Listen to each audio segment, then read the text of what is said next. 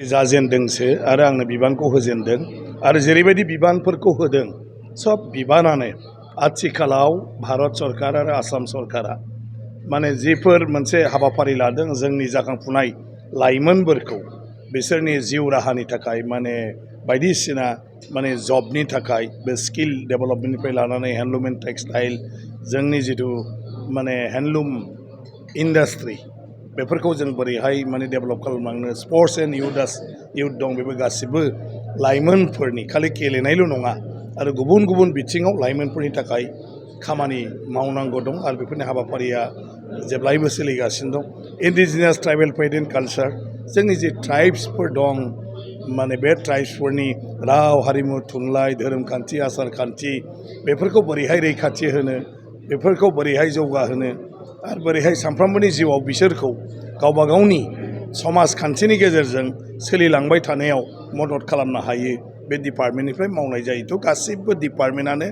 दिनैनि दिनाव सावरायजाबाय थानाय आरो दिनैनि दिनाव बयबो लुबैनाय गतिके माने नायनि आङो दा गासै अफिसारफोरजों रायज्लायनानै आरो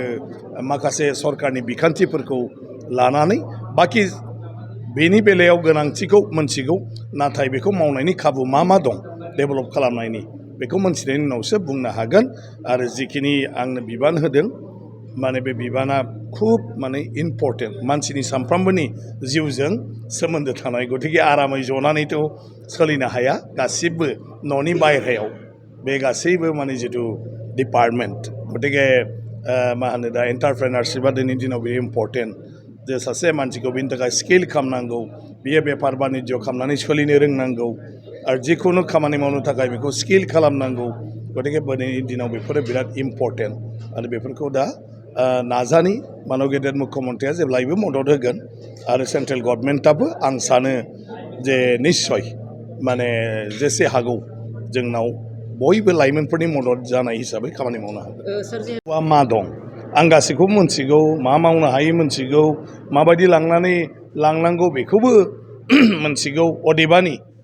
सरकारनि दारै डिपार्टमेन्टनि दारै आथिखालाव बिनि थाखाय मा खाबु दं बे खाबुखौ आं मोनथिग्रोनांगोन आरो बे खाबुफोरखौ आङो बाहायगोन बे बिथिङाव